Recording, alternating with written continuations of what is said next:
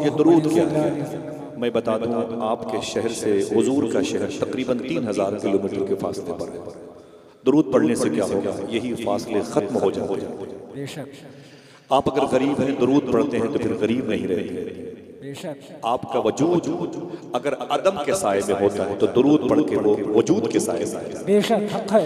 आपकी जात अगर नफी नो के साए में रहती है, दुरूद पढ़ करके वो इस बात यस के दायरे में आ जाती है। आप ना हो करके भी दुरूद पढ़ के होने वालों में शामिल हो जाते हैं। मुर्दा दिलों को जिंदगी मिलती है दुरूद पढ़ के। दुरूद तुम्हें हाज़िरी के आदाब सिखाता है। दुरूद हमें हुजूरी के सलीके से सिखाता है। दुरूद फासले खत्म करता है। दुरूद डिस्टेंस को खत्म करता है। पढ़ें आप दुरूद कहीं से, पढ़ने से पहले खबर मदीने वाले को हो जाती है। बेशक हक है। यही हमारा अकीदा है। वासिफ साहब से पूछा गया दुरूद पढ़ने की शर्त क्या है? बैठे रहिएगा ऐसे, जब मुझे जरूरत होगी आपसे कहूंगा आप सुभान अल्लाह कह दें, आप नारा लगा दें, वरना आपका खामोश रहना हमारे बोलने से बेहतर है।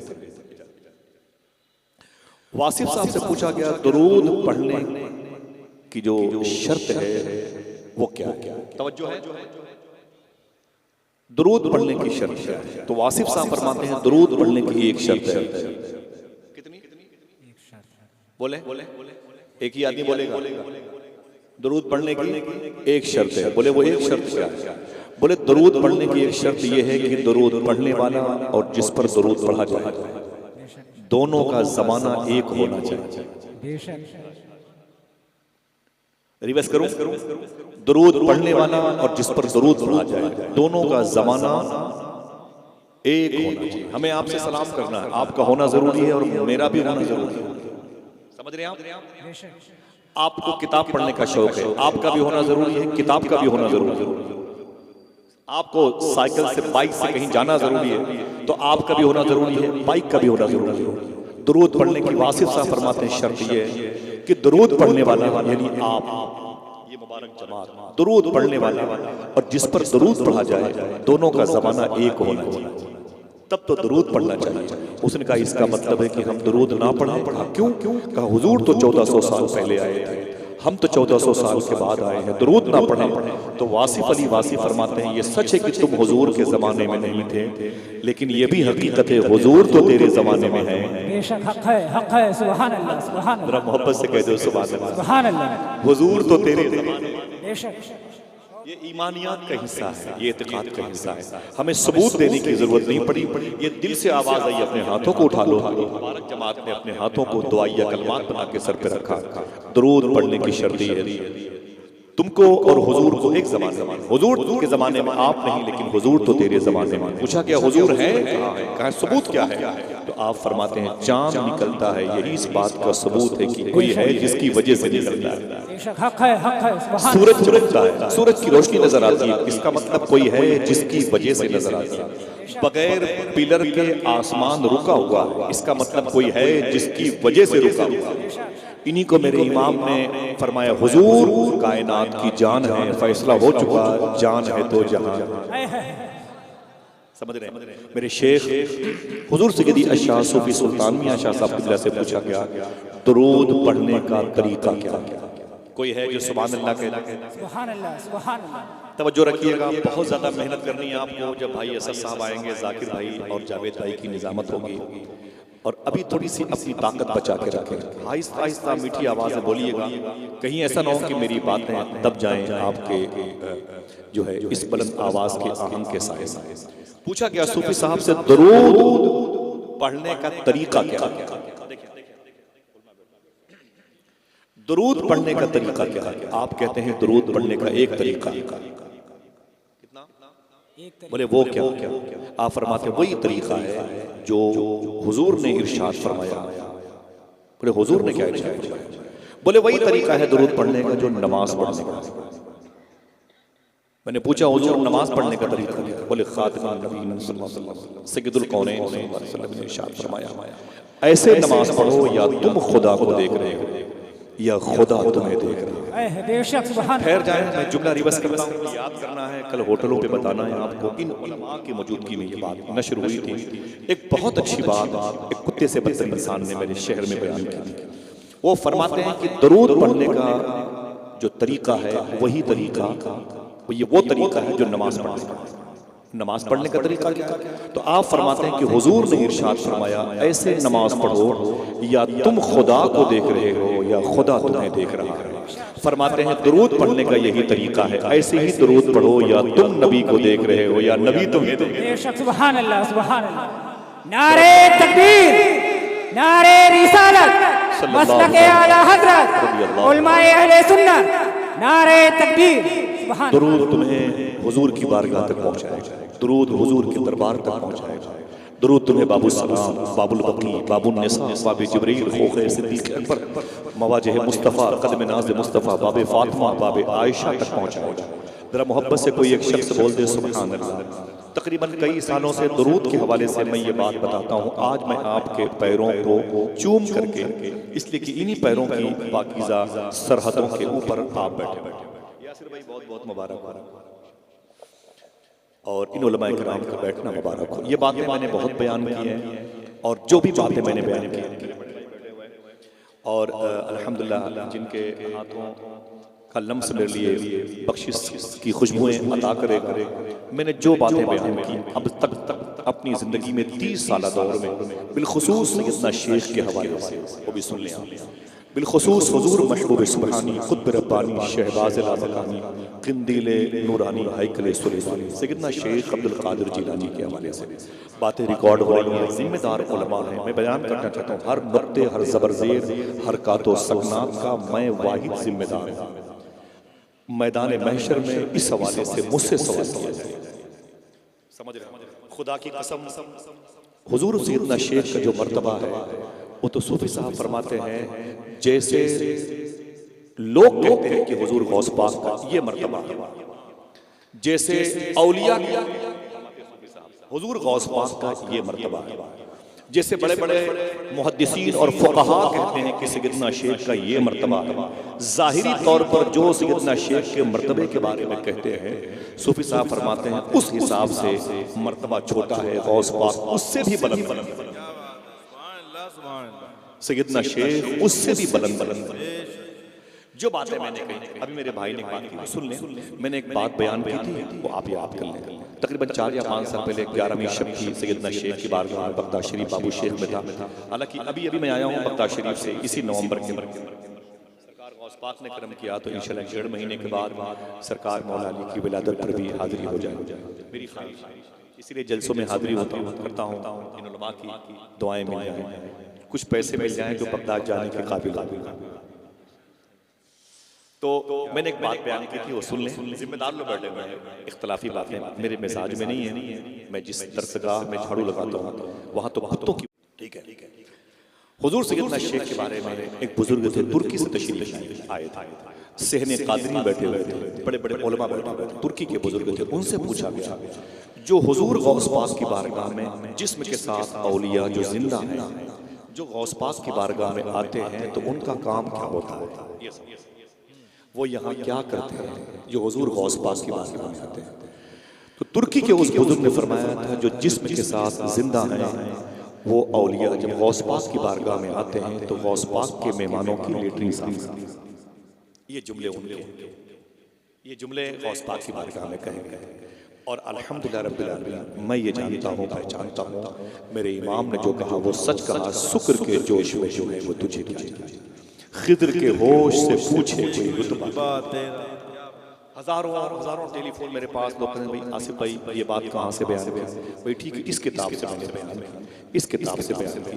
और गुजारिश करता हूँ कि आप इन बातों को बयान करें, इस यकीन पर बयान करें कि मैदान महशर में इस वाक़े का रावी मैं कहलाऊंगा, आप बरी हो जाएंगे। गौस आज़म, हमारी जो मेमोरी है ना इतनी बड़ी है, उसमें गौस पाक नहीं आ सकते, हैंग कर जाएगा। समझ रहे हैं? गौस पाक हुजूर का मौजज़ा है। मौजज़ा समझ में आ जाए तो फिर मौजज़ा गौस पाक हुजूर सल्लल्लाहु अलैहि वसल्लम का अजीम मौजज़ा है। किसी मौके पर आऊंगा तो फिर गौस पाक की बातें करूंगा इंशाअल्लाह। ये कुर्सी लेकर तो करीब आ जाए बड़े भाई, और करीब आ जाए, जो पीछे बैठे बड़े भाई और करीब आ जाए, रास्ता हल्का सा छोड़ दें। जो मैं अब तक यही कहा कि दुरूद फासले खत्म करते हैं, दुरूद डिस्टेंस खत्म करता है। ये बड़ी मेरी मशहूर गुफ्तगू है जो आपके सामने हो रही है। बकिया इस गुफ्तगू को इसलिए इनके सामने करता हूँ कि ये शाहिद और आदिल बन जाए। एक शख्स जो अपने घर की दीवारों के साए में, छप्पर के साए में हुजूर पर दरूद पढ़ने का आदी था, हुजूर पर दरूद पढ़ने का आदी था। उसका काम क्या था? वो कपड़े का गट्ठर अपने सर पे रख के उसे बेचा करता था। आवाज पहुंची? कपड़े का गट्ठर अपने सर पे रख के उसे बेचा करता था। उसकी एक आदत थी, जब वो कपड़े का गट्ठर अपने सर पे लेके जाता तो दरूद पढ़ते हुए जाता था। यकीन पड़े तो सुभान अल्लाह कहते थे। उसका दरूद पढ़ के फायदा हुआ है, आपका सुभान अल्लाह कह के फायदा। वो कहता है मेरी आदत थी मैं दरूद पढ़ते हुए कपड़ा बेचता। कोई पूछता क्या बेचते हो, तो पहले दरूद पढ़ता था, फिर बताता कि कपड़े बेचता। क्या तरीका था उसका? कोई पूछता कीमत क्या है, तो दरूद पढ़ के कीमत बताता था। दिखाओ तो दरूद पढ़ के कपड़े के पीस दिखाता था। कपड़े तय हो जाते थे तो पैसों का आवागमन दरूद पढ़ के होता था। वापस आता तो दरूद पढ़ते हुए वापस आता। वो कहता जब मैं घर पे बिस्तर पे सोने के लिए आता तो पहले हुजूर पर दरूद पढ़ता। जरा मोहब्बत से कहते सुभान अल्लाह। हुजूर को याद करता था, दिन भर हुजूर को याद करता, रात में हुजूर कसरत से आते। वो शायर ने कहा दिन तो हंस बोल के बच्चों की तरह बीत गए, या रसूल अल्लाह रात आई तो तेरी याद में सोने न दिया। रातों को चुप के हुजूर पर दरूद पढ़ता था। अल्लाह अकबर। वो कहता है कि सुबह उठने के बाद वजू करके फिर हुजूर पर दरूद पढ़ता। कोई उसकी मोहब्बत को इस मोहब्बत के अमल को देख के फिर से सुभान अल्लाह कहता। जो बच्चे 10-12 साल के हैं इनको मुझे इनकी जरूरत है, ये मेरे जनाजे को खाना देंगे, उससे मेरा बड़ा फायदा होगा। ये बैठे बुजुर्गों से गुजारिश है कि आप आराम करें, मोहब्बत से कहते हैं सुभान अल्लाह। वो कहता है मेरा काम दरूद पढ़ना था। उसके बाद वो कहता है एक दिन मैं अपने छप्पर में सो रहा था, देखना कोई है जो सुभान अल्लाह कहे। वो कहता है मैं अपने छप्पर में सो रहा था दरूद पढ़ के, मेरे ख्वाब में हुजूर तशरीफ लाए। जरा हाथों को उठा के बताओ हुजूर आ सकते हैं कि नहीं? जिसका जिसका अकीदा है ऊंची बोले हुजूर आ सकते हैं कि नहीं? बोले आ सकते हैं। अल्लाह अकबर अल्लाह अकबर। वो कहता है हुजूर मेरे ख्वाब में तशरीफ लाए। मेरे इमाम ने कहा कि चेहरे मुस्तफा देखने की नीयत से दरूद पढ़ना मना। हमारी आंखें इस लायक कहाँ हैं हुजूर को देख सके। अल्लाह अकबर अल्लाह अकबर। रुख से नकाब उठाओ बड़ी देर हो गई, माहौल को तिलावत कुरान की। हम तो ये भी कहने के लायक नहीं। वो कहता है कि हुजूर मेरे ख्वाब में तशरीफ लाए। जब हुजूर मेरे ख्वाब में तशरीफ लाए तो अब तक तो बगैर देखे पढ़ता था, जब देख लिया तो कैसे खामोश। मैंने दरूद पढ़ना शुरू कर दिया, मोहब्बत से कैसे। जब मैंने दरूद पढ़ना शुरू किया ना तो हुजूर सल्लल्लाहु अलैहि वसल्लम क्या मालूम है, हुजूर ने अपने दोनों हाथ मुबारकों को आगे बढ़ा करके वो कहता है मेरे दोनों बाजुओं को पकड़ा और पकड़ करके अपनी तरफ खींचते हुए इरशाद फरमाया। कहां तक आवाज पहुंचती है? हुजूर इरशाद फरमाते हैं ऐ मेरे आशिक तू जिन होठों से मुझ पर दरूद पढ़ता है मैं उन होठों को चूमना चाहता हूं। अल्लाह। जरा मोहब्बत से कहते सुभान अल्लाह। मेरे इमाम फाजिल बरेलवी की मजलिस में एक शख्स बैठे हुए थे। किसी ने कहा हुजूर ये अभी मदीने से आ रहा है। मेरे इमाम उठे, बरेली शरीफ के ताजदार, और करीब गए उनका पांव चूम लिया। वो इनकार पे इनकार करते रहे और मेरे इमाम ने उनका पांव चूमा। बोले आप मदीने शरीफ से आ रहे हैं? वो बोले हुजूर क्या बताऊं कुल 2 दिन मदीने में था। 2 दिन बोले कुल 2 दिन मदीने में था। मेरे इमाम तलब के बोले हुजूर के शहर में 2 मिनट भी बहुत होता है। हुजूर की बारगाह से तुम्हारे बहुत बड़ी बात है। हुजूर की बारगाह से आना और जाना तो बड़ी बात है। एक बुजुर्ग थे वो खामोश बैठे हुए थे, वो यूं खामोश बैठे थे। एक साहब ने कहा चाचा सुनिए सुनिए सुनिए। बोले चुप चुप अभी मैं हुजूर को याद कर रहा हूं, मुझे डिस्टर्ब ना करो, अभी हुजूर याद आए। अल्लाह अकबर अल्लाह अकबर। आपको देखता रहा सजदे का होश किसको था? मेरे आका सल्लल्लाहु अलैहि वसल्लम को देखा तो वो गरीब कहता है मैं दरूद पढ़ूंगा। हुजूर को उसने देखा था, बुरा न माने 70,000 का मोबाइल 1 लाख का हो गया। 1 लाख मेरे हाथों में जो था वो 1.5 लाख रुपए का आ गया। अब 1.5 लाख वाला 2.5 लाख की जगह उस जगह पर 2.5 लाख का मोबाइल जगह बना रहा है। लेकिन दरूद पढ़ने की जो तौफीक थी वो छीनती जा रही है। उसी मोबाइल के सहारे से सोते हैं, उसी मोबाइल के सहारे से। सूफी साहब फरमाते हैं हम रात के 12 बजे 1 बजे बीवी के कमरे से, बहन के कमरे से, बहू के कमरे से, बेटे के कमरे से करीब से गुजरे तो हर कमरे से गाने बजाने की आवाज आती है। बाप ने मस्जिद में दुआ मांगी है, सुना है आप हर आशिक के घर तशरीफ लाते। मेरे भी घर में हो जाए चरागा या रसूल अल्लाह। और बहन बेटियां बहू सब अपने अपने कमरे में हुजूर के आने पर हुजूर की रूह मुबारक को तकलीफ देने के असबाब जमा कर रहे हैं। ऐसे हुजूर कैसे आए? मेहमान को बुला रहे हैं, वो भी कैसे मेहमान को? शबे असरा के दूल्हा जिनको कहा गया, वो सरवरे किश्वरे रिसालत जो अर्श पर जलवा कर रहे नए निराले तरफ के सामा अरब के मेहमान के लिए हुजूर को बुलाना चाहते हैं। बहन बेटियां रात भर गाना बजाना सुनती है। मुआशरे की इस्लाह कैसे होगी? ऐ लोगों, जरूरी है कि वो दिल मुसलमान कर लो, अपनी तन्हाई मुसलमान कर लो। जब भी दुआ मांगो ये जरूर कहा करो, ऐ अल्लाह मेरी तन्हाई को मुसलमान कर दे। आमीन। कह सकते हो? क्या कहना है? अल्लाह मेरी तन्हाई को मुसलमान कर दे। तूने हमारे लिबास को मुसलमान किया, हमारी आंखें मुसलमान कर दे, हमारी समातें मुसलमान कर दे, हमारे हाथ और पांव मुसलमान कर दे। आपकी ये दुआ जरूरी है, आपकी ज़बान क़ल्ब से ज़ाहिर हो। वो कहता है कि हुजूर जब मेरे सामने आए तो मैं तड़प गया, मैंने कभी हुजूर को देखा नहीं था। सुभान अल्लाह। हुजूर की वो प्यारी जुल्फे, हुजूर की वो पेशानी, हुजूर के वो लब, हुजूर की बीनी शरीफ, हुजूर की चश्माने नूर। अल्लाह अकबर अल्लाह। जरा प्यार से कह दो सुभान अल्लाह। आशिक था, वो कहता था दिल जिससे जिंदा है वो तमन्ना तुम ही तो हो। दिल जिससे जिंदा है वो तमन्ना तुम ही तो हो। हम जिसमें बस रहे हैं वो दुनिया तुम ही तो हो। दिल जिससे जिंदा है वो तमन्ना तुम ही तो हो। हम जिसमें बस रहे हैं वो दुनिया तुम ही तो हो। जो दस्तगीर है वो तुम्हारा ही हाथ है, जो डूबने न दे वो वसीला तुम ही तो हो।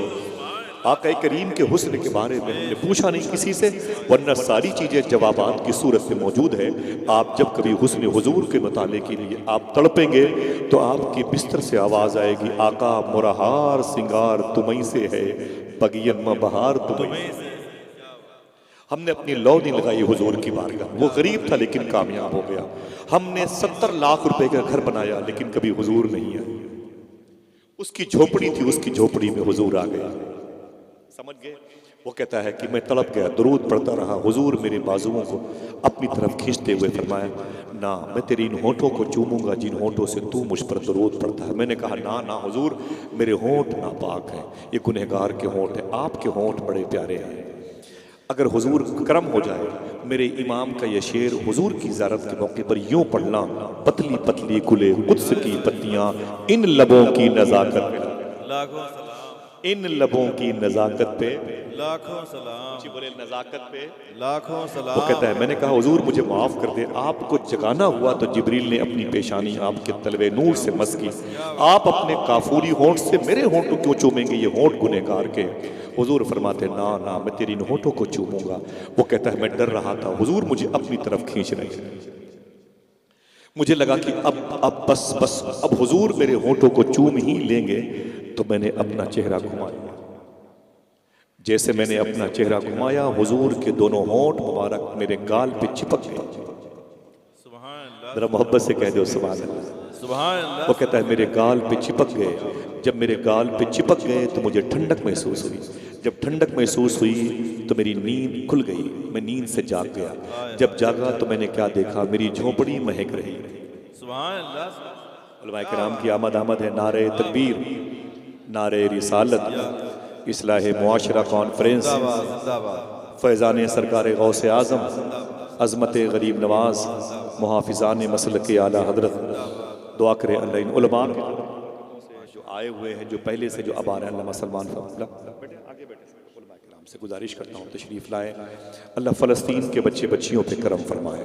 इनके दिल में जो, इनके सीने में जो इल्म रसूल, इल्म अली, इल्म रज़ा मौजूद है, अल्लाह उस उलूम नूर की बरकतों से फ़लस्तीन के मुहाफ़िज़ीन पे करम फरमाए, बैतुल मुक़द्दस के मुजाहिदीन पे करम फरमाए, क़ुब्बतुस सुख़रा के मुहाफ़िज़ीन पे करम फरमाए।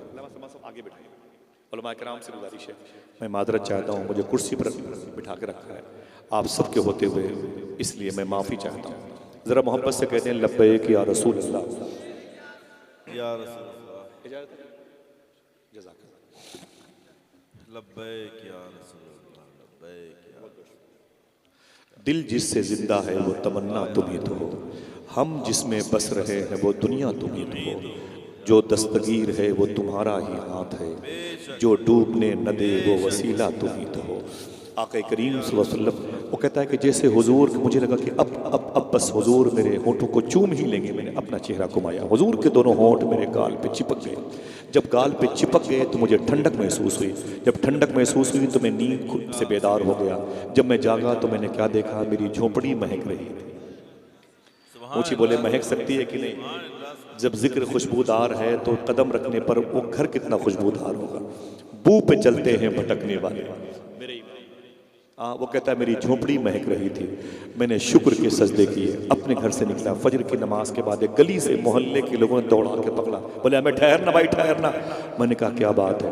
बोले ये बता, तेरे पास इतने पैसे नहीं हैं पहनने के लिए कपड़े खरीद ले, तेरे पास खाने के लिए रोटियां नहीं है, तेरे पास रहने के लिए कायदे का मकान नहीं है, इतना कीमती इत्र तूने कहाँ से लगा? इतना कीमती इत्र तूने कहाँ से लगा लिया? उसने कहा ना ना ना, मैंने कोई इत्र नहीं लगाया। लोगों ने कहा फिर जो तेरे बदन से खुशबू आ रही है? वो रो के बोला ये खुशबू जो मेरे बदन से आ रही है ये मेरे बदन की नहीं, हुजूर के बदन की खुशबू जो मेरे बदन से।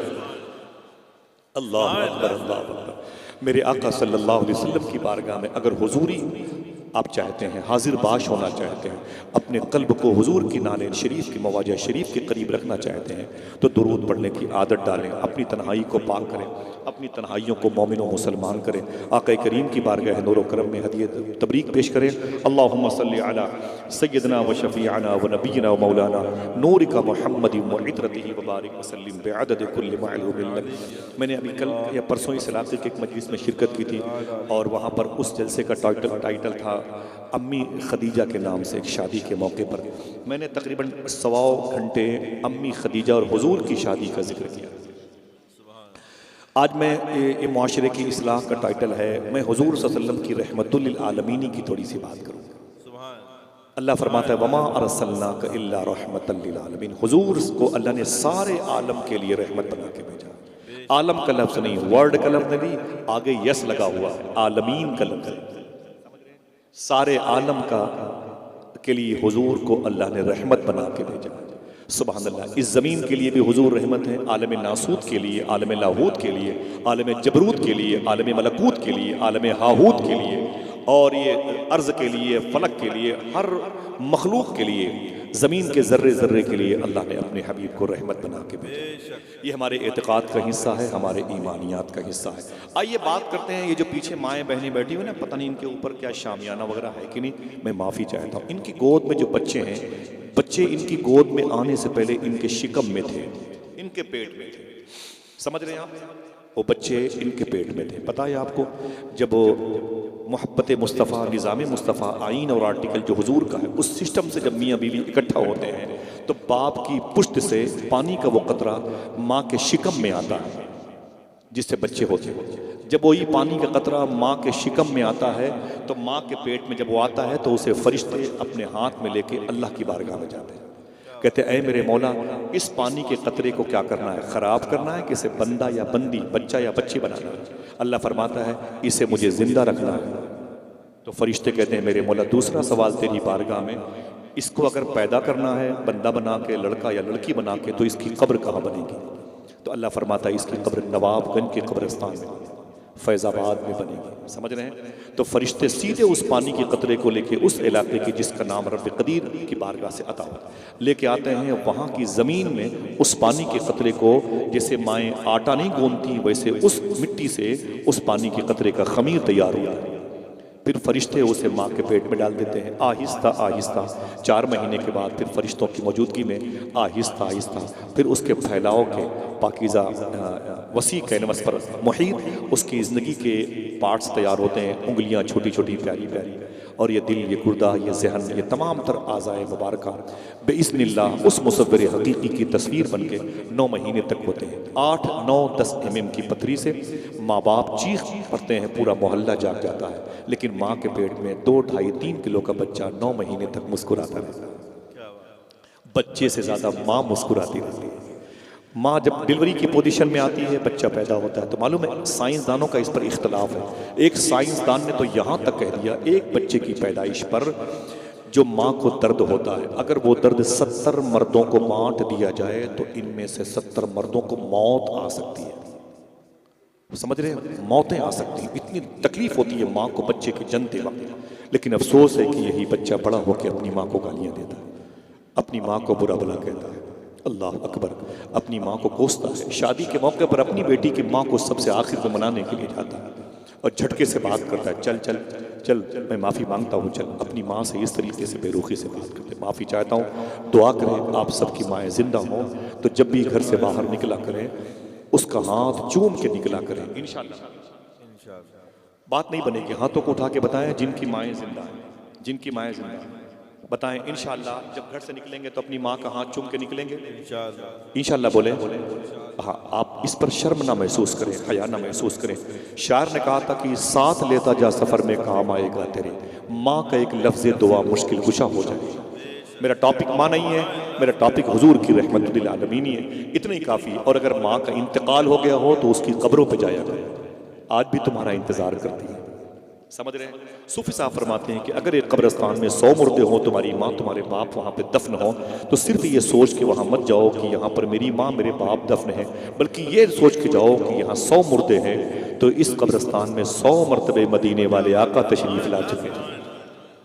ये हुजूर की ये हुजूर की जलवा है। बैठा करो कुछ देर, भागा मत करो वहाँ से, एक चटाई बिछा के वहाँ पर बैठा करो, अपनी माँ के पास बैठा करो इंशाअल्लाह बोले। और माँ का इंतकाल हो जाए तो माँ जैसी कोई बूढ़ी औरत मिले तो उसे भी मोहब्बत की निगाह से देखा करो इंशाअल्लाह बोले।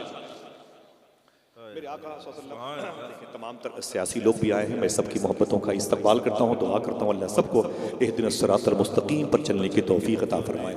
हुजूर सारे आलम के लिए रहमत है, ऊंची बोले हुजूर आलम मतलब वर्ड्स, हुजूर सारे आलम के लिए रहमत है। इसी आलम में ये माँ भी है, इसी आलम में इस माँ के पेट में पैदा होने वाला वो बच्चा भी है। सुनिएगा उस बच्चे के लिए हुजूर कैसे रहमत है बता दूं, तवज्जो है। मैं अपने तमाम तर कमेटी के अफराद से अपने भाई के अपने मेहमानों के आने पर इस्तकबाल करता हूँ। खुश हूँ कि अल्लाह ताला सबको दीन का बाजू बनाए और सबको हुजूर के कवानीन की राह का मुसाफिर बना दे। आमीन कह दे, ऊंची बोले आमीन बोले। भाई आपकी जिम्मेदारी बनती, ज्यादा लोड नहीं इस्लाम आप पर, इस्लाम ज्यादा लोड नहीं, बोझ नहीं है। सूफी साहब फरमाते हैं सिर्फ तुम 2 काम करो, सच बोला करो, हलाल खाया करो। गौस पाक ने फरमाया तुम्हारी बख्शिश की जिम्मेदारी मेरी है, सिर्फ 2 काम करो बस, समझे। बड़े पीर सरकार की बड़ी शान है, टॉपिक मेरा आज वो नहीं है, गौस पाक करम से थोड़ी सी बात सुन लें। हुजूर सारे आलम के लिए रहमत बन गया है। रिवर्स करूं, अल्लाह ने फरमाया कुरान में सारे आलम के लिए रहमत बन के, इसी वर्ड इसी आलम में माँ भी रहती है, माँ के पेट में एक बच्चा वो माँ के पेट में रहती है, उसके लिए हुजूर कैसे रहमत है। आइए मैं तारीख का एक पन्ना पलटता हूँ। ज़मीन है मदीने शरीफ की, आका करीम सल्लल्लाहु अलैहि वसल्लम तशरीफ़ फरमाते हैं। हुजूर के सामने एक सहाबी हैं, उनका नाम है जनाब हजरत आसिम, ऐन अलिफ स्वाद और मीम, जनाब आसिम। आवाज़ पहुँची, कोई और काम न कीजिएगा जब हुजूर की बात हो, ठीक, बहुत बहुत शुक्रिया। उनका नाम था जनाब आसिम। हुजूर ने फरमाया आसिम तुम तो मक्के में रहने हो, तुम मक्के के रहने वाले हो? बोले जी। बोले मदीने में हिजरत करके आए हो, तुम मुहाजिर हो? फरमाया जी हुजूर मैं मक्के में पैदा हुआ था, मक्का मेरा घर था। तो हुजूर फरमाते हैं जब तुमने इस्लाम कबूल नहीं किया था उससे पहले तुम जहालत के नरक़े में थे, उस वक्त की कोई दास्तान अगर याद हो तो मुझे बताओ। देखें हुजूर ज़मीन पे रहमत बन के आए, माँ के पेट में जो बच्चा है उस बच्चे के लिए हुजूर कैसे रहमत है। 1-2 बातें ज़्यादा नहीं होगी, लोड नहीं होगी बातें आप पर। आसिम कहते हैं हुजूर मुझे माफ़ कर दें, मेरी कहानी बड़ी दर्दनाक है, आपको तकलीफ़ हो जाएगी। मेरे आका फरमाते हैं ना बताओ आसिम, जब तुमने इस्लाम कबूल नहीं किया उससे पहले तुम्हारा तरीक़े ज़िंदगी क्या था, कोई वाक़या याद है? तो आसिम कहते हैं हुजूर मैं मक्के में था, लोग पत्थर के, बातें पत्थर की, मिजाज पत्थर के, लहजे पत्थर के, माबूदाने बातिल पत्थर के, जेब में पत्थर, लहजे पत्थर के, उनकी लिसानी तहजीब भी पत्थरों जैसी थी। समझ रहे? ऐसे पत्थरों के शहर को मोम बनाने के लिए मेरा इमाम कहता है अल्लाह ने अपने हबीब को भेजा है, बड़े बड़े नबियों को भेजा आइसलैंड में तहजीब और सकाफत की ज़मीन में, लेकिन मेरे इमाम कहते हैं हुजूर को अल्लाह ने उस शहर में भेजा है जो पत्थरों का शहर है। फिर फरमाया सब चमक वाले उजलों में चमका किए, अंधे शीशों में चमका हमारा। शेर मुश्किल है, उसको मुझे आसान करने का वक्त नहीं है। मैं सारी बातें तकरीर के तौर पर सुनाऊंगा नहीं, आपको याद कराऊंगा इंशाअल्लाह। बोले मेरे आका फरमाते आसिम सुनाओ जब तुमने इस्लाम की तरफ अपने आप को माइल नहीं किया। आसिम कहते हैं हुजूर मक्के शरीफ में मेरी शादी हुई, जब मेरी शादी हुई तो खूबसूरत लड़की मेरे अंडर में आई। जब वो लड़की मेरी बीवी बनी, मैं उसके साथ रहने लगा। 1 साल के बाद उसकी गोद से डिलीवरी के वक्त चीखने की आवाज़ आई। मैं बाहर बैठा था, मैंने पूछा उससे, नर्स जो डिलीवरी के वक्त रहती है, दाया जो बच्चे की पैदाइश में सपोर्ट करती है, मैंने कहा पता मेरी बीवी के पेट से क्या बाहर आया? बच्ची की बच्चा। आप सोचो कि जो बच्चियां तुम्हारे पीछे बैठी हुई है ना, या तुम्हारे घरों में 3-4 साल की हैं, तुम थके हुए जाते हो, बच्चियां 3-4 साल की तुम्हारे पैरों से लिपट जाती हैं, अब्बू अब्बू कहते हुए। खुदा की कसम थकावट दूर हो जाती है। अगर ये बच्चियां ना हो तो हम ढूंढते रहते हैं, कहाँ गई मेरी गुड़िया, कहाँ गई मेरी गुड़िया। बाजारों में गुजरते हो तो हर चमकदार चीज देख करके अपनी बेटी को याद करते हो। हाँ, ये एक अजीम रिश्ता है तुम्हारे दिल का बेटियों से। हुजूर फरमाते आसिम फिर क्या हुआ? तो आसिम कहते हैं लेकिन मक्के का माहौल बड़ा खराब था। वहां जैसे लड़कियां पैदा होती थी उन्हें जिंदा निचोड़ करके जिंदा उन्हें गाड़ दिया जाता था। कभी जब जाना मक्के में तो उस ग्राउंड को देखना जिस ग्राउंड को मकबरतुश शीबका कहा जाता है। जमजम टावर के बगल में दारू तौहीद बिल्डिंग है। दारू तौहीद बिल्डिंग में मिसफला का एरिया है और वहां जाने के लिए एक ब्रिज के ऊपर चढ़ना पड़ेगा। जब ब्रिज के ऊपर चढ़ेंगे नीचे देखेंगे 10-15 फीट के बाद तो एक प्लाट नजर आएगा 2 बीघे के आसपास। रात के आखिरी हिस्से में खुदा की कसम आजमूदा है, अगर आपने अपनी आस्तीन या एहराम हटा करके उस मुबारक कब्रिस्तान के ऊपर हवा में ऐसे चुपके से कुछ लम्हे के लिए अपने हाथ किए ना तो आपके हाथों में नमी महसूस होगी। सूफिया फरमाते इतनी रहमतों की बारिश होती है उन बच्चियों की मज़ार पर कि ऊपर से उड़ने वाले इन मुबारक हाथों के तयूर भी भीग जाया करें। इतनी रहमत है। मई प्लाट है जहां बच्चियां जिंदा दफन होती थी, जिंदा दफन होती थी। आसिम कहते हैं जैसे मुझे पता चला मेरी बीवी ने बच्ची पैदा की है, मैं गुस्से में आ गया। मैं डिलीवरी होम में गया, ब्लीडिंग थी, बदबू थी, ताफुन था, घुटन थी, मेरी बीवी तड़प रही थी और उसकी गोद में छोटी सी बच्ची थी। मेरे अंदर का शैतान जागा। पूरे मक्के में कोई बच्ची को जिंदा नहीं देखना चाहता था। मैं आगे बढ़ा, मैंने अपना पंजा बढ़ा करके अपनी बीवी की गोद से जो बच्ची खींची उसे दबाया ना तो मेरी बच्ची के मुंह से ब्लड आ गया। ची ची करती हुई मेरी गोद में मर गई। उसे फावड़ा उठा के लाया, मैंने गाड़ दिया, दफन कर दिया उसे। जब मेरी बच्ची वहां पर दफन हो गई मुझे राहत मिल गई। मेरी बीवी रोती रही, ऐ मेरे शौहर तूने ये क्या किया? औरतें बहुत मजलूमा होती हैं, कर भी क्या सकती हैं, साबिरा होती हैं। आसिम कहते हैं मेरी बीवी तड़पती रही और मैं कुछ कर न सका। मैं सिवाय अपने मक्के के जोहला की रसूमात का पाबंद था, असीर था, कैदी था। हुजूर फरमाते फिर क्या हुआ मालूम है आपको? जो बातें मैं बता रहा हूँ बड़ी तेज़ी से, जो बातें आप सुन रहे हैं बड़ी तेज़ी से, इन बातों को हुजूर ने सुना था तो हुजूर इतना रोए थे कि हुजूर की दाढ़ी शरीफ आंसुओं से भीग गई। मेरे आका फरमाते हैं फिर क्या हुआ? जनाब आसिम कहते हैं हुजूर दूसरे साल फिर बेटी पैदा हुई। फिर मैंने उस बेटी को जब दबोचा तो उसकी आंख बाहर निकल आई। मैंने उसको यूं छोड़ करके मकबरतुश शीबा गड्ढे खोद के उसमें दफन कर दिया। 2 बेटी पैदा हुई, 3 पैदा हुई, 4 पैदा हुई, 5 पैदा हुई। जरा उस मुआशरे में रहने वालों से बताओ आज जिनके घरों में बेटियां नहीं पैदा होती ना, बच्चे नहीं होते, वो बिग बाजार से खिलौने ला करके उसी के सहारे जिंदा होते हैं। मैं रास्ते में था, मेरे दोस्त है मम्मा बरकाती बरेली शरीफ के, वो फ़ोन करके बोले आसिफ भाई कोई है जो मेरे लिए दुआ कर दे। मैंने कहा क्या चाहते हो? तो बोले कि मैं चाहता हूँ कि अल्लाह मेरे घर में बेटी पैदा करे। जरा मोहब्बत से कह दो सुभान अल्लाह। बेटियों से नफरत ना करो, मैं गुजारिश करूंगा। 4-5 साल की बच्चियां होती हैं, तुम्हारे लिए दंदनाते हुए रोटी लाती हैं, चाय लाती हैं। तुम कभी कभी नाराज़ हो कि उन 4 साल की बच्चियों पे तमाचे मारते हो, गालियां देते हो। कितनी तकलीफ उन्हें होती है। इन बच्चियों के बारे में अल्लाह से मूसा अलैहिस्सलाम ने बातें की और कहा ऐ मेरे मौला, जब तो अपने किसी बंदे से राजी होता है। ये मेहमान आए हुए हैं आपके इस मुबारक कस्बे में, ये मुबारक मेरे भाइयों की आमद है, सियासी जिम्मेदार लोग आए हुए मेहमान हैं। मूसा अलैहिस्सलाम कहते हैं मैंने अल्लाह से पूछा था ऐ अल्लाह, जब तो किसी बंदे से खुश होता है उसे जाहिर कैसे करता है? कोई है जो सुभान अल्लाह कह दे? जुमले को सुनने के बाद सुनिएगा, समझिएगा, इसको सुनिएगा। मूसा अलैहिस्सलाम कहते हैं जैसे मैंने कहा ऐ मेरे मौला, जब तू किसी बंदे से खुश होता है तो उसे जाहिर कैसे करता है? अल्लाह फरमाता है मूसा, जब मैं किसी बंदे से खुश होता हूँ तो उसके यहाँ मेहमान भेजता हूँ। मोहब्बत से कह दो सुभान अल्लाह। मेहमानों के आने पर तकलीफ ना हो। ऐसा नहीं कि दरवाजा बंद करके आप 700 रुपए किलो का छोटा गोश्त को दरवाजे पे दस्तक हो, कौन? तो बेटे से कह दो कि कह दो अब्बू घर पर नहीं है। अगर वक्त कबूलियत का रहा तो अब्बू घर पर रहेंगे भी नहीं। समझ रहे मेरी बात? गलत बयानी से मत काम लो। अगर मेहमान आ गया तो उसे बिठा लो, उसका धर्म न पूछो, उसका मजहब न पूछो, सिर्फ ये देखो इसने हुजूर की तौहीन तो नहीं की। समझे? यही तो किया है गरीब नवाज ने। हमने क्या किया है?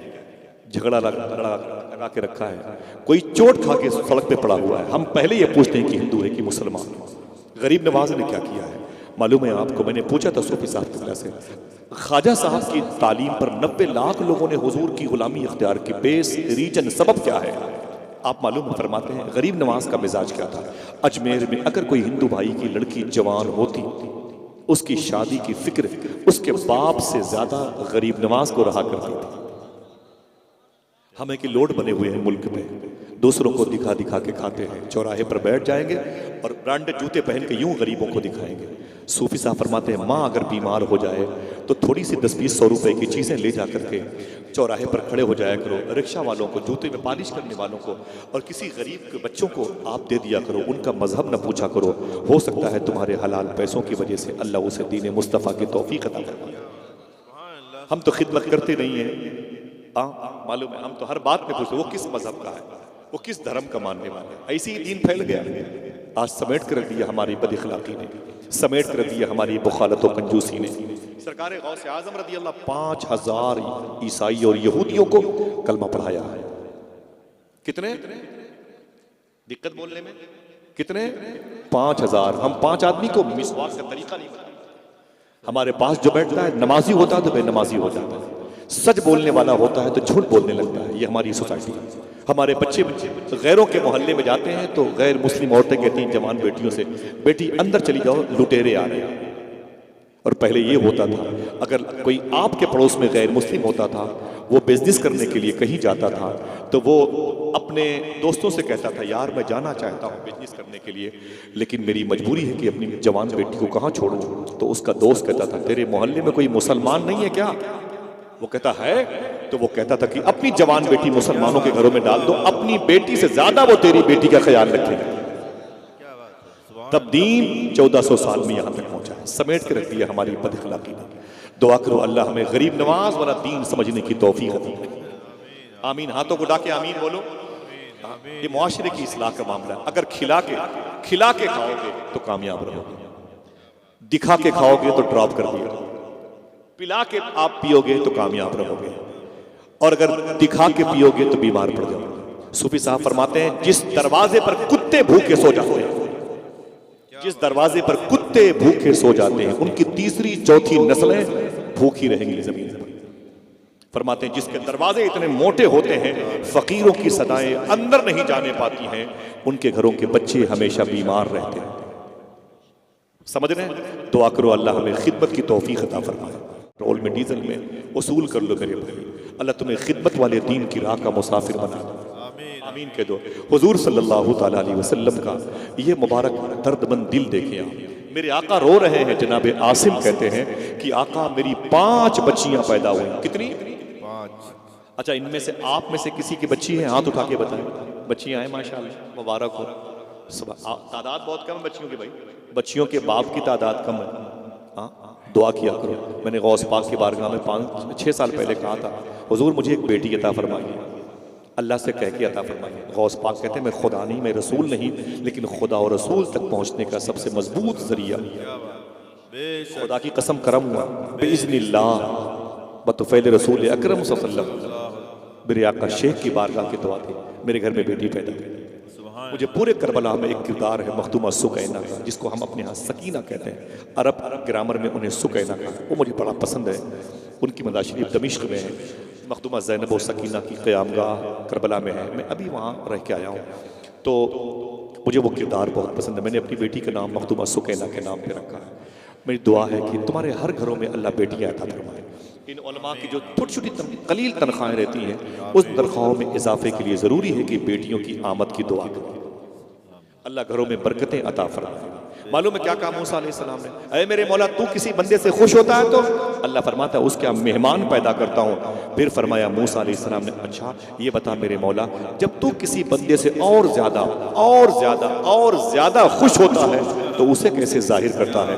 देखना है कितने लोग सुभान अल्लाह कहते हैं। अल्लाह फरमाता है सुन मूसा, जब मैं किसी बंदे से बहुत ज्यादा खुश होता हूँ तो उसके यहाँ बेटियां पैदा करता हूँ। सुभान अल्लाह, सुभान अल्लाह, सुभान अल्लाह। ये बेटियां कितनी प्यारी होती हैं जो इन माओं की गोद में बैठी हुई हैं, उन्हें पता भी नहीं है। आज मैं आज मैं हुजूर की महफिल में हूँ। मालूम है पहले के दौर में माएँ कैसी थी, जब बच्चियां बीमार होती थी चींची करते रोती थी, उनकी सहेली कहती थी अरे मेरी बहन तेरी बच्ची रोती है ना, जा करके इस बच्ची को किसी हकीम, किसी तबीब, किसी मतलब किसी मुस्तशफा, किसी शिफा खाने में लेके जा, डॉक्टर को दिखा। तो मालूम है क्या कहती थी, चुप चुप मुझे मशवरे मत दे, हकीमों के पास जाने के मशवरे मत दे। बोले फिर? बोले 2-3 दिन के बाद मेरे मोहल्ले में हुजूर की मिलाद होने वाली है, इस बीमार बच्ची को ले जाऊंगी, अपनी गोद में बैठ करके हुजूर की नाते सुनेंगी, मेरी बच्ची को अल्लाह नाते मुस्तफ़ा के बरकत से शिफा अता फरमाए। ये नजरियात हुआ करते थे, आज भी वही नजरियात बाकी हैं। सख्त सर्दी में देखें कैसी बैठी हुई हैं और इस मुबारक मजलिस का हिस्सा है। अल्लाह इनके कदम की बरकतों से फ़लस्तीन के लोगों पे करम फरमा रहे। आमीन। मोहब्बतों की ज़मीन है, हर एंगल से उस मुल्क से मैं मोहब्बत करता हूँ। यासिर अरफात बहुत बड़े कायद का नाम था। मैं दुनिया के 2 बड़े कायदीन को बहुत मानता हूँ, एक सद्दाम हुसैन को और यासिर अरफात को। मैं किस बेस पर मानता हूँ, अकीदे की बेस पर भी और मोहब्बत की बेस पर भी, ईमान की बात साथ साथ। और तीसरी चौथी बात और सुनो, ये दोनों वो लीडर हैं जो कश्मीर के मसले पर हमेशा हिंदुस्तान का साथ देते थे। क्या बात। मैं अपने तमाम तर भाइयों से गुजारिश करता हूँ, कश्मीर के मसले पर इन्होंने कभी पाकिस्तान का साथ नहीं दिया। कश्मीर के मसले पर सद्दाम हुसैन शहीद रहमतुल्लाह तआला अलैह ने और यासिर अरफात ने हमेशा वही नजरिया रखा जो हिंदुस्तान का था। समझ रहे हैं आप? इसलिए हमारे दिल में कई एंगल से इनकी मोहब्बतें हैं। आज वो मुल्क खतरे में है। बहरहाल उसकी हिमायत कोई करे न करे, अल्लाह काफी है। काफी है। अल्लाह ने उस शहर का जिक्र कुरान में किया है, वो शहर उजड़ेगा नहीं इंशाअल्लाह, कोई गुल बाकी रहेगा ना चमन रह जाएगा। अंग्रेजों ने हिंदुस्तान में भागने से पहले काफी मुरादाबादी को फांसी के फंदे पे लाया था। ये काफी वो थे, ये भगत सिंह और ये चंद्रशेखर, ये सब लोग मिलकर के बड़ी मेजॉरिटी के मालिक थे। काफी मुरादाबादी बोले चल बहुत तो इनकलाब जिंदाबाद के नारे लगाता है, फांसी के फंदे पे लाया था। और काफी मुरादाबादी से कहा था तेरी आखिरी ख्वाहिश क्या है, तो काफी मुरादाबादी ने कहा था मेरी आखिरी ख्वाहिश ये है मैं हुजूर से मिलना चाहता हूँ। अल्लाह, मैं हुजूर से मिलना चाहता हूँ। बोले वो तेरी ख्वाहिश पूरी होगी, और कोई ख्वाहिश? कहा फांसी के फंदे पर हुजूर की नात पढ़ना चाहता हूँ। क्या बात। कोई है जो किसी से पूछ के सुभान अल्लाह कहते हैं? बेटियों की बात नहीं की, मेरी आखिरी वसीयत यह है कि मेरी बेटी की शादी तुम करना, तुम मेरा घर बनवाना, तुम हर महीने सैलरी। ना ना ना, बात की तो बोले फांसी के फंदे को चुम करके हुजूर की नात पढ़ना चाहता हूँ। जब फांसी के फंदे पर अल्लामा काफी मुरादाबादी आए ना, तो फांसी के फंदे को चुमा। ये वो लोग हैं जिनकी वजह से हिंदुस्तान आजाद हुआ। एक हिंदू और मुसलमानों की मेजॉरिटी है, आज सब दफन कर दिए गए, तारीख के सारे पन्ने ख़त्म कर दिए गए, तासुबाती फ़िज़ा की नज़र हो गई। लेकिन ये मुल्क, इस मुल्क की ज़मीन जानती है इस मुल्क की आज़ादी में किन किन मुबारक मुजाहिदीन का लहू बहा। काफ़ी साहब आए, अल्लामा काफ़ी मुरादाबादी ने फांसी के फंदे को चूमा और मुस्कुरा करके फरमाया सुनो अंग्रेज़ के कुत्तों, कोई गुल बाकी रहेगा ना चमन रह जाएगा, बस रसूलुल्लाह का दीने हसन रह जाएगा। बस रसूलुल्लाह का दीने हसन रह जाएगा। बस रसूलुल्लाह का दीने हसन। हाथों को उठा के बोलो बस रसूलुल्लाह का दीने हसन रह जाएगा। सबके हाथ उठे हुए, बस रसूलुल्लाह का दीने हसन रह जाएगा। अतलसो कम ख्वाब की पोशाक पर नाजा न हो, इस तने पे जान पर खाकी कफन रह जाएगा। इंशाल्लाह ये बाकी रहेगा, सच्चाई बाकी रहेगी, सदाकत बाकी रहेगी। हमारे अमाल अच्छे ना हुए तो हम हटा दिए जाएंगे, लेकिन जो दीन ताइफ में न मिटा वो कभी न मिटेगा। जो दीन करबला में न मिटा वो कभी न मिटेगा इंशाल्लाह। हमारे दिल में नफरतें होंगी तो हम मिटा दिए जाएंगे, लेकिन कुरान बाकी रहेगा। समझे, ये कुरान बाकी रहे। एक बात सुन ले, बड़े बड़े धुरंधर जमीन पर आए, लेकिन किसी के बाप का नाम अजानों में नहीं पुकारा जाता। अगर पुकारा जाता है तो हसन हुसैन के नाना का नाम पुकारा। कोई गुल बाकी रहेगा ना चमन रह जाएगा। बस रसूलुल्लाह का ऊंची बोले, बस रसूलुल्लाह का दीने हसन रह जाएगा। मालूम है मेरे आका सल्लल्लाहु अलैहि वसल्लम की बारगाह में बेटियों को जिक्र हो, तकलीफ के साथ हुजूर खामोश हो। आसिम कहते हुजूर रो रहे थे। मैंने कहा मैंने 5 बच्चियों को जिंदा दफन किया। कितनी? यकीन नहीं होता, लेकिन करना पड़ता है। वो पत्थरों की फिजा थी। 5 बच्चे, दहिया कल्बी ने एक रवायत मैंने पढ़ी है, 86 लड़कियों को जिंदा दफन किया, 86 लड़कियों को जिंदा पैदा होने के बाद लड़कियों को यूं निचोड़ के दफन किया, बच्चियों को। जनाब आसिम कहते हैं मैं बता, हुजूर फरमाते फिर क्या हुआ? आसिम कहते हैं 6वीं मरतबे मेरी बीवी के पेट में मेरी मोहब्बत की निशानी आई। मैंने कहा कि तेरे पेट में मेरी निशानी है? उसने कहा हाँ निशानी है। तो मैंने कहा कि सुन सुन सुन। उसने कहा क्या बात? मैंने कहा मैं बिजनेस के लिए मुल्क शाम या बसरा जा रहा हूँ। अब तेरे पेट से 9 महीने के बाद जो औलाद पैदा हो, अगर बेटा हो तो उसे पाल लेना, बेटी हो तो उसे मार देना। मैं अपने घर में किसी को दामाद नहीं बनाना चाहता। माँ रोने लगी, उसकी बीवी, आसिम कहते मेरी बीवी जो मेरी 5 बच्चियों की माँ रोने लगी। मैं घर से निकल आया, ये रब की मर्जी थी कि हुजूर फरमाते क्या हुआ? तो वो कहते हैं कि मेरे घर में 6वीं मरतबे फिर बेटी पैदा हुई। फिर बाप शौहर की वो गुस्से वाली कैफियत, वो उसका जालिमाना जाबिराना अंदाज मुझे याद आया। मैं डर गई, मैं क्या करती? मैंने मोहब्बत में अपनी बच्ची को दफन नहीं किया। माँ कैसे दफन करेगी जिसने अपने पेट को 9 महीने कब्र बना करके अपनी बच्ची को रखा? इस इंतजार में कभी न कभी ये कब्र शक होगी और मेरी बच्ची नूर बन के मेरे हाथों में आएगी। कैसे उसे दफन करती? आसिम कहते हैं मेरी बीवी ने उसे पालना पोसना शुरू कर दिया। बच्ची आहिस्ता आहिस्ता 8-10 महीने की हुई ना, 1 साल 1.5 साल की हुई। मैंने खत भेजा कि मैं आ रहा हूँ। जब मेरी बीवी को खत मिला तो मेरी सहेली बैठी हुई, मेरी बीवी की सहेली थी। उसने कहा क्या बात है? मेरी बीवी की आंख में आंसू आ गए। उसने कहा मेरा शौहर आसिम आने वाला है, अब की तकरीबन 1.5-2 साल के बाद आएगा। तो मैंने कहा तो खुशी की बात है, तेरा शौहर, तेरा सरताज, तेरे सर का ताज आने वाला है, तो रोती क्यों है? तो उसने कहा कि मेरी रोने की वजह मेरी ये बेटी है, मार डालेगा मेरी बेटी को, छोड़ेगा नहीं इसे, क्या करूं मैं, इसे कहां लेके जाऊं? तो जनाब आसिम कहते हैं मेरी बीवी ने अपनी सहेली से कहा अरे मेरी बहन तुझे तकलीफ ना हो तो मेरी इस बेटी को अपने साथ लेके चली जा, पड़ोस में अपने घर में रख ले। जैसे भी मेरा शौहर आएगा मैं उससे पूछेगा तो बता दूंगी, तू कहना कि ये मेरी बेटी है। बोले बात खत्म हो गई। आसिम कहते हैं मैं घर में एंट्री किया मैंने, तो मैंने घर में क्या देखा? सन्नाटा था, न कोई बेटा न कोई आवाज, कोई गुलकारी नहीं थी, आंगन खुश्क सोना पड़ा हुआ था। मैंने अपनी बीवी से कहा तेरे शिकम से क्या पैदा हुआ? उसने कहा झूठ बोला, कहा बेटी पैदा हुई। मैंने कहा फिर? उसने कहा मैंने जिंदा उसे मकबरतुश्शीबा में दफन करवा दिया। मैंने कहा बहुत अच्छा किया तुमने, मेरे बाप दादा की रस्मों से इनहराफ नहीं किया, उसी रस्म पे तो चलती है, बहुत अच्छा किया। आसिम कहते हैं मैं खाना खाया, थोड़ी देर बाद जैसे मैं आराम करने के मूड में था ना, अचानक बेटी पड़ोस के घर से मेरे घर में आ गई। आसिम कहते हैं जैसे वो बच्ची मेरे घर में आई, मैंने कहा ये कौन है, इसको बाहर फेंक। डांट के मैंने कहा तो मेरी बीवी डर गई, बोले ना ना ना आप नाराज मत हो, पड़ोस की बच्ची है। मैं कहा इसे बाहर फेंक। मनहूस बच्ची कहां से मेरे घर में आ गई। मैं रोने लगी। मैंने उस बच्ची को, अपनी बच्ची को पड़ोस में मैंने कहा संभाल के रख, बहुत जलाल में है मेरा शौहर, उसे पता ना लगे, उसे भनक ना लगे ये उसकी बेटी है। बोले कोई बात नहीं। आसिम कहते हैं हुजूर फिर 2-4 घंटों के बाद मिसाल के तौर पर फिर वही बेटी मेरे घर आ गई। ये क्यों कहा जाए कि मेरे घर आ गई? कहते क्यों नहीं घर तो उसी बेटी का था। कहाँ आती? अपने ही घर में आती थी। वो तो उसका मरकज था, सेंट्रल पॉइंट था उसके लिए, दारुल खुलाफा था उसका, तो सब कुछ वही घर था ना। भाग के कहाँ जाती? वो भाग चली आती थी अपने घर में। आसिम कहते मैं उसे डांटता तो मेरी बीवी उसे पहुंचा देती पड़ोस में। 2-4-5 दिन के बाद मैंने देखा कि मेरी बीवी बावर्ची खाने में थी और उसके दुपट्टे से छुप करके वही बेटी मुझे देख रही थी। उसके देखने का अंदाज इतना प्यारा था, मेरे दिल में हल्की सी उसकी तरफ से मोहब्बत की गुंजाइश का एक नुक्ता रख उठा। मैंने कहा अपनी बीवी से इस बच्ची को मेरे पास भेज।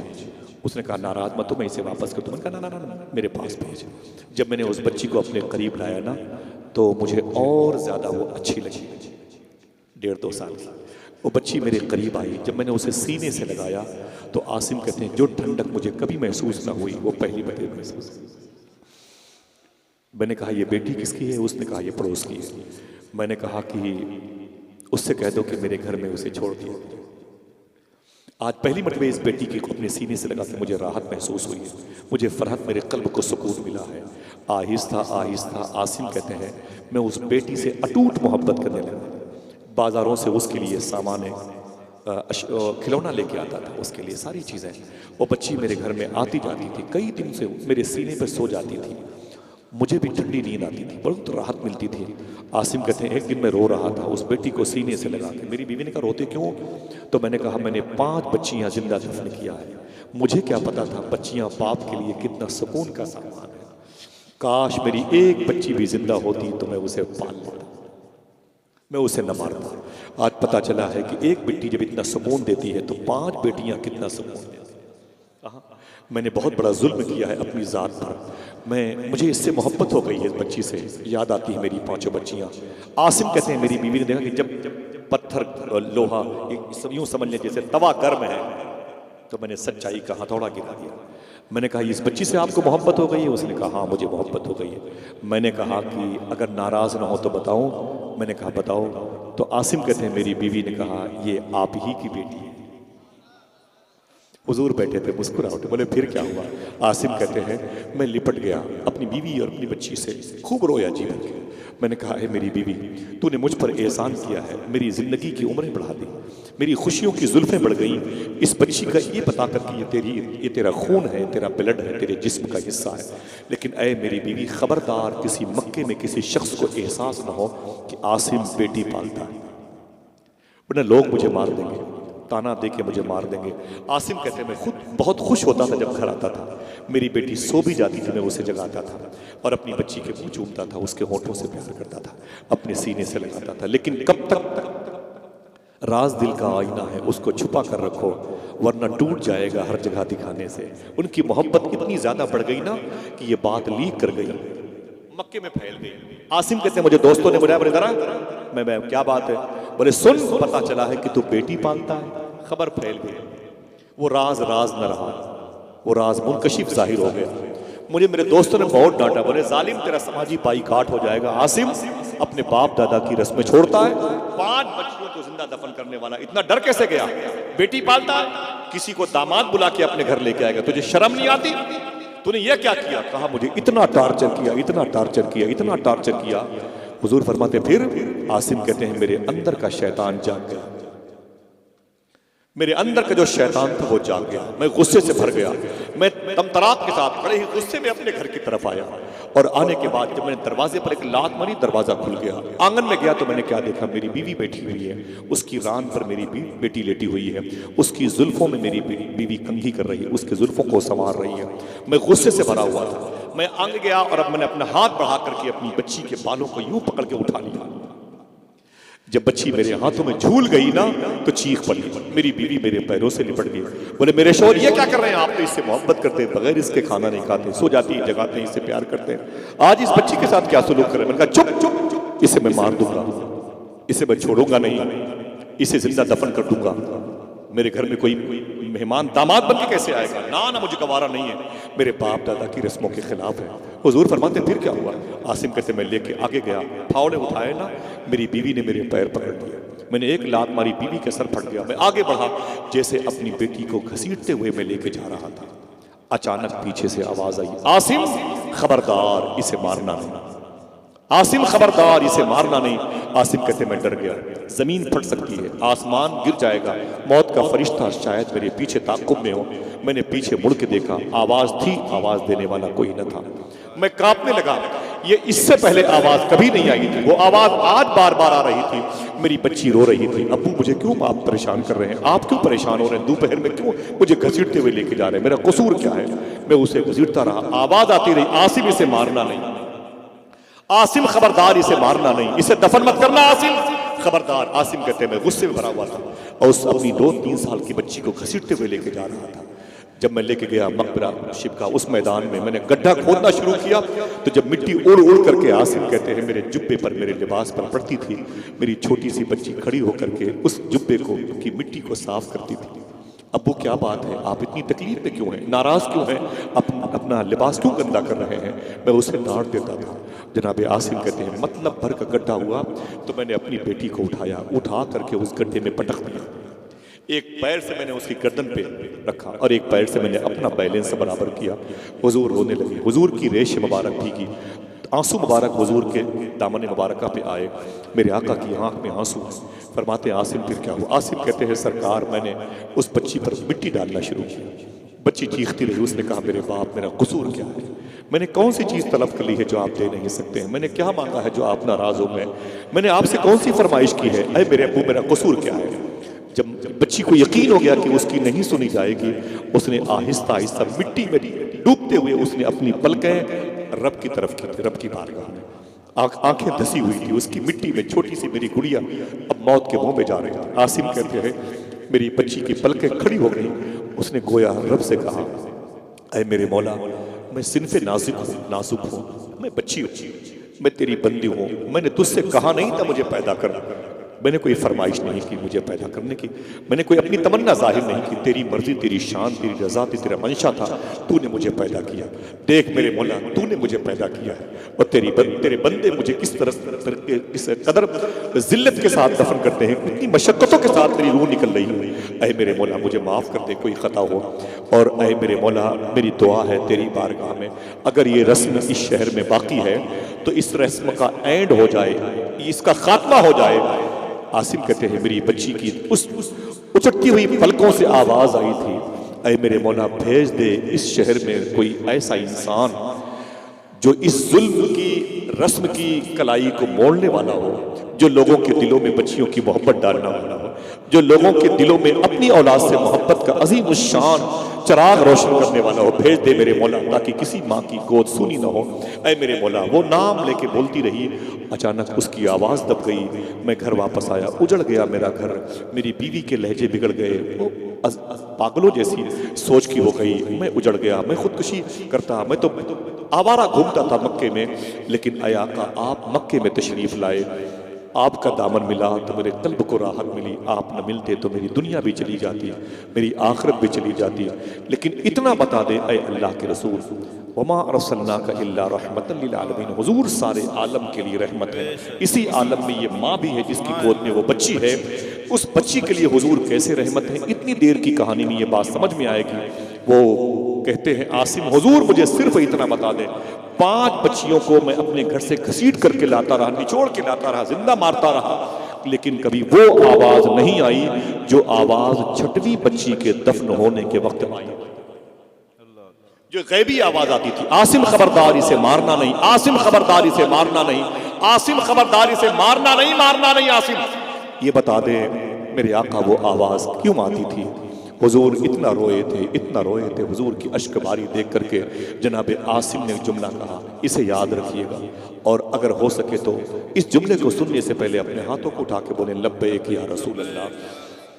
हुजूर की आमद की बरकतों को जाहिर होते हुए देखें, आप ऊंची बोले लब्बैक या रसूल, हाथों को उठा के बोले हुजूर आपके लिए भी रहमत है, आपकी माँ के लिए भी रहमत है, आपके गुजरे हुए मरहूमीन के लिए भी रहमत है, हुजूर जानवरों के लिए भी रहमत है। ना होते तो मेरा इमाम ना कहता जानवर भी करें उनसे उनकी ताजीम, पेड़ सजदे में गिरा करते हैं, हुजूर सब के लिए रहमत है। मैं 1-2 बातें बता के हट जाऊंगा, आपको दिक्कत नहीं होगी। भाई मोहतरम जाकिर साहब, सलमान साहब और बड़े भाई मोहतरम असद इकबाल साहब किबला के दरमियान फिर से कोई एक शख्स कह दे लब्बैक या रसूल अल्लाह, सिर्फ तवज्जो रखे, कोई हंगामा नहीं, कोई चीख पुकार नहीं, बात इधर सुने, उलमा के चेहरे को देखें। इनकी आंखों ने 9-10 साल तक हुजूर की जबान से निकलने वाली हदीस मुस्तफ़ा के औरात की तिलावत की है, समझ रहे हैं? इन्होंने कुरान पढ़ा है, इसलिए आप इनको देखें जिनकी आंखों ने कुरान पढ़ा। बस ये बातें सुन लें इस कुत्ते से बदतर इंसान की, और अपने पैरों में लगी हुई मिट्टी को मुझे दे दें, यही मेरे लिए काफ़ी है, वो कब्र में काम आएगी। जनाब आसिम ने जुमला कहा था, आका मुझे सिर्फ इतना बता दें कि वो जो आखिरी आवाज़ आती थी 6वीं बच्ची के दफन करते वक्त, आसिम इसे दफन न करना, वो आवाज़ क्यों आती थी बता दूं? तवज्जो है? हुजूर सल्लल्लाहु अलैहि वसल्लम ने मालूम है क्या कहा था, ऐ आसिम वो आवाज़ इसलिए बार बार आती थी, उस वक्त में मक्के शरीफ में पैदा हो चुका था। रब की रहमत नहीं चाहती थी कि जिस शहर में रहमतुल लिल आलमीन बल्कि मेरा हबीब है, उस शहर में इन बच्चियों पर कोई जुल्म करे। रब नहीं चाहता था कि जिस शहर में मेरा हबीब है, वो हबीब जो यतीम नवाज रहा हो, जो गरीब नवाज रहा हो, जो बेवाओं की खबरगिरी करने वाला हो। क्या कहा था अल्ताफ हुसैन हाली ने, वो नबियों में रहमत लक़ब पाने वाला, मुरादें गरीबों की भर लाने वाला, उतर कर हिरा से सुए कौम आया और एक नुस्खे कीमिया साथ लाया। आज हुजूर जिस शहर में हैं उस शहर के बारे में मेरे इमाम ने कहा, मदीने के खित्ते खुदा तुझको रखे, फ़कीरों गरीबों के ठहरा। सुभान अल्लाह। आपको दिल से कहना चाहिए, या रसूल अल्लाह, दिल जिससे जिंदा है वो तमन्ना तुम ही तो हो, हम जिसमें बस रहे हैं वो दुनिया तुम ही तो हो, और जो दस्तगीर है वो तुम्हारा ही हाथ है, जो डूबने न दे वो वसीला तुम ही तो हो। हुजूर सारे आलम के लिए, आवाज नहीं है, सारे आलम के लिए रहमत बन के आए। ऊंची बोले, सारे आलम के लिए रहमत बन। परेशान मत हुआ करो, हुजूर आपके लिए भी रहमत है, आपके पड़ोस के लिए भी रहमत है, आपकी बहनों के लिए रहमत है, आप आपकी बेटियों के लिए भी रहमत है, आपकी आने वाली नस्लों के लिए भी रहमत है, और आपके गुजरे हुए मरहूमीन के लिए भी रहमत है कि नहीं? इसका जिसका अकीदा है वो अपने हाथों को उठा के बोले, ये हाथ इन बुजुर्ग उलमाए किराम की आंखों के सामने, ये शाहिद आदिल रहेंगे। फिर से जुमला रिवर्स करता हूँ, ये कागजी बात नहीं, हुजूर आपके मरहूमीन के लिए भी रहमत है। बेशक। आप बोलेंगे ना ना ना मेरे भाई, ये कैसी बात है यार, ये हवा में कोई बात मत करो, जो गुजर गए हुजूर उनके लिए कैसे रहमत है, बता दो, दिक्कत तो नहीं हो रही? अपनी माँ के नाम पर बोले सुभान अल्लाह। सुभान। कितने ऐसे लोग हैं जो अपनी माँ का हाथ चूम के अपने घर से बाहर निकलेंगे? इंशाअल्लाह बोले, बहुत बहुत मुबारक हो, सुभान अल्लाह। अल्लाह तुम्हारी माओं की उम्र में खूब बरकतें अता फरमाए। माँ माँ होती है दोस्तों, माँ माँ होती है, समझ रहे हैं? एक बुजुर्ग थे हजरत, वो एक 9 साल तक सलमान साहब एक मदरसे में तालीम हासिल करके वो अपने घर गए तो बूढ़ी माँ जो है ना उनकी बीमार थी। बूढ़ी माँ तो माँ के कदम के नीचे बैठ गए। माँ ने कहा मेरे बेटे बैठ गए। 9 साल तक मदरसे में पढ़ते रहे। हुजूर ने ये फरमाया, पढ़ते रहे। 9 साल के बाद पगड़ी बांध के अपने घर गए। दस्तार के बाद माँ ने कहा बैठ गए। तो माँ बीमार थी, माँ बीमार ज्यादा था, बैठ गए। माँ ने कहा रात में मेरे बेटे सुन, जो आलिम साहब थे, बोले क्या बात? बोले ये जो दरवाजा है ना 2 पल्ले हैं, बोले इसका एक पल्ला बंद कर दे, एक खोल दे, तेज हवा आती है, तकलीफ होती है, एक पल्ले से हवा है। आलिम साहब ने कहा ठीक है। जिन उलमा की हम कदर नहीं करते हैं वो कितने दाना, कितने फहम, कितने दूरंदेश और कितने होशियार होते हैं सवाब कमाने के मामले में।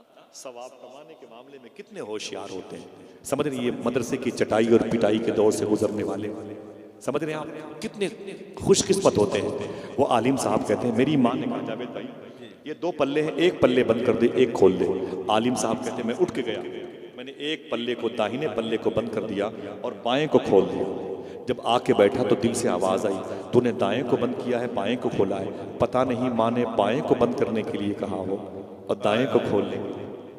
अल्लाह अल्लाह। फिर वो उठ के गए, दाएं को खोला, बाएं को बंद किया, फिर आके बैठे। फिर ख्याल आया पता नहीं माँ ने दाएं को बंद करने के लिए ना कहा।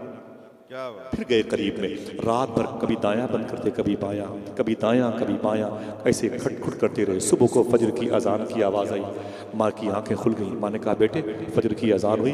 बोले हाँ अम्मी जान। तो माँ ने कहा बेटे इधर आ, ये बता तूने रात भर कहाँ गुजारी? बोले अम्मी तेरे कदमों में। बोले ये खट खट की आवाज़ क्यों आती थी? तो बोले अम्मी आपने क्या कहा था सोने से पहले, ये दरवाज़ा बंद कर, एक पल्ला बंद कर दे। बोले फिर? बोले मैंने दायां पल्ला बंद किया तो फिर याद आया कि पता नहीं अम्मी ने बाएं पल्ले के लिए ना कहा हो, तो मैंने बायां बंद किया, फिर दायां खोल दिया। ऐसे में रात भर कभी दायां कभी बायां। बोले क्यों?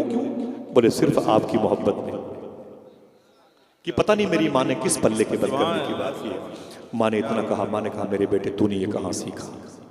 बोले अम्मी यही मुझे मेरे उस्ताद ने मदरसे में सिखाया।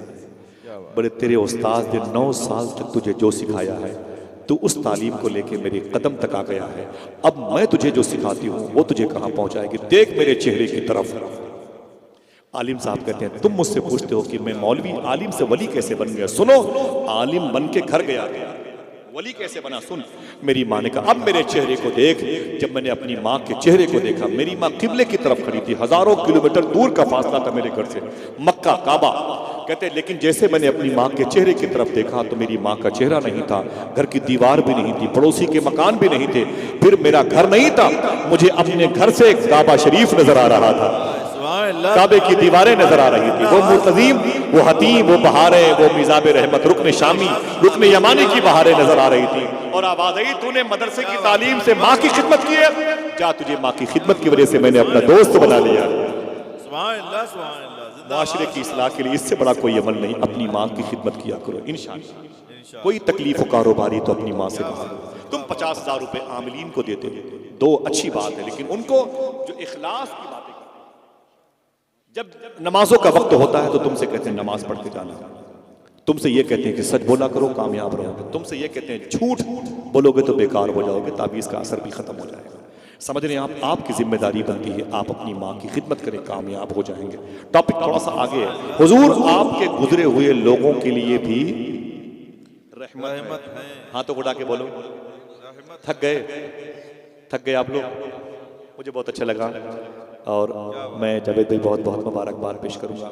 चांद भाई कहाँ गए और हमारे यासिर अरफात भाई, कई महीनों पहले की दावत थी और अल्लाह का शुक्र है और आप सबकी कदम की बरकत है, उलमा इकराम की ज्योति मेरे सर का ताज। हुजूर गुजरे हुए लोगों के लिए भी रहमत है। बता दूं कैसे रहमत है, बता दूं? हाथों को उठा के बताओ, याद रखोगे इसे? हाँ, कल किसी न किसी को बताओगे इंशाअल्लाह। जैसे बन सके ना छोटे छोटे लहजे बताना भाई। चाय खाने पे इस नीयत से जाना कि जो बातें मैंने सुनी हैं वो बताने के लिए जाना, 2-4 चाय के एक्स्ट्रा पैसे लेके जाना। सूफी साहब फरमाते हैं किसी को पिला के चाय पियोगे जो चाय ज्यादा जायकेदार मालूम हो, दिखा को पियोगे तो बीमार पड़ जाओगे, शुगर पेशेंट। समझ रहे हैं आप? इंशाअल्लाह बोलो। हुजूर गुजरे हुए लोगों के लिए भी रहमत है। इमाम जलालुद्दीन सयूती रहमतुल्लाह तआला अलैह फरमाते हैं, नाम बड़ा प्यारा है, इस नाम की इफादियत और अहमियत के बारे में उलमा से पूछें आप। माशाअल्लाह बुजुर्गों की अजमतों की अमीन, असलाफ की इल्मी यादगार, खलीफे हुजूर सरकार ताजुश्शरिया, आपकी जिम्मेदारी है कि नहीं? कहाँ कहाँ जाएंगे? बाजारों में भी जाएंगे आपके साथ तबलीग करने के लिए, आपकी जिम्मेदारी है कि नहीं? अगर कोई, मैं परसों हाफिज सलमान, मैं मुझे बताना चाहिए, हाफिज सलमान साहब थे, इसी रास्ते से कहीं जा रहा था मैं उतरला की तरफ, तो रास्ते में 3 हिंदू औरतें बेचारी बूढ़ी थी, वो सर्दी में मगरिब से पहले वो कांप रही थी, वो छोटी छोटी सब्जियों की इतनी दुकानें थी। मैंने कहा, मैं गाड़ी आगे ले चला गया, फिर मेरा दिल बड़ा उछड़ गया, वो तकरीर तो करते हो यार, अमल भी करोगे? गाड़ी वापस पलटाई मैंने, पूछो हाफिज सलमान, मैंने वापस पलटाई, गाड़ी वापस, तो मेरे दोस्त ने गाड़ी वापस पलटाई। मैंने कहा यहाँ गाड़ी रोको जहाँ ये 3 बूढ़ी हिंदू मजहब की औरतें बैठी हुई, बूढ़ी थी सर्दी में। तो मैंने कहा मम्मा क्या हो रहा है? बोले ये सब्जी बेटा बेचती है। मैंने कहा मुझे सब्जी उब्जी लेनी नहीं है, ये है क्या? बोले ये 30 रुपए की लौकी है, ये भिंडी है वगैरह वगैरह। मैंने कितने हुए? बोले इसके 30 है। एक ने कहा मेरे 40 के हैं, एक ने कहा मेरे 70 के हैं। मैंने उनको 500 रुपये दिए। मैंने कहा आपस में बांट लेना, और सब्जी तो मैंने कहा अपने ड्राइवर से इसे ले जा करके किसी गरीब को तकसीम कर देना, मुझे सब्जी से क्या मतलब है यार, मुझे अल्लाह ने इतना करम फरमाया है ना, मैं जहाँ जाऊँगा गौस पाक का लंगर वहाँ मिल जाएगा। ये औरतें मुझे जानती नहीं हैं, लेकिन खुदा की कसम अगर इनकी खिदमत की जाए तो गरीब नवाज का दीन जो फैला था वो फिर से रिवर्स हो सकता है। मेरा क्या नुकसान हुआ? ये देखो मैं उलमा इकराम की मिट्टी में चूमता रहता हूँ और मुझे उस 500 के बदले पता नहीं कितने पैसे मिल जाते हैं। समझ रहे हैं आप खिदमत करें। मैं तो चला गया, लेकिन मैं जानता हूँ कि उन माओं को हुजूर याद आए हो, वरना कहा मुझे वहां इलेक्शन लड़ना था, अपनी बच्चों की शादी करनी। समझ रहे मेरी बात? अपनी फिजा बनाने, मुझे कौन जानता है उस इलाके में, वही गैर मुस्लिम लोग, वो भी बूढ़ी औरतें कहाँ जानेंगी? मैं लेकिन मैं जानता ये कुरान को जानती है, हुजूर को जानती है, अल्लाह को जानती है, अल्लाह के नाम को जानती है। अल्लाह अकबर। आका करीम सल्लल्लाहु अलैहि वसल्लम के लाडले सरकार गौस पाक ने फरमाया कितने पैसे दिए? और था कितने का? उसने कहा आप मुझे 2000 की जगह 5 दे रहे हैं। तो गौस पाक ने जुमला इरशाद फरमाया मैं 5000 इसलिए दे रहा हूँ, मेरे दादा मदीने वाले आका ने इरशाद फरमाया जब किसी से कोई चीज खरीदना तो चीज खरीदना, उसकी मजबूरी ना खरीदना। क्या बात है, क्या बात है, जिंदाबाद जिंदाबाद। उसकी मजबूरी ना खरीदना। इस वक्त तेरा 5000 का घोड़ा 2 में बेचना ये तेरी मजबूरी है, और मेरे जद्दे करीम ने, मेरे दादा ने मजबूरी खरीदने से मना फरमाया। हुजूर गौसे आजम सरकार की तालीम अगर आपकी जिंदगी में दाखिल हो गई तो खुदा की कसम जिस गली से गुजरोगे दरोबाम खुशबूदार रहेंगे और कहेंगे मेरी साये से कोई हुजूर का आशिक गुजरा। वो हुजूर जो सारे आलम के लिए रहमत बन के आए थे, उनकी उम्मत भी सारी जमीन के हर मखलूक के लिए रहमत है।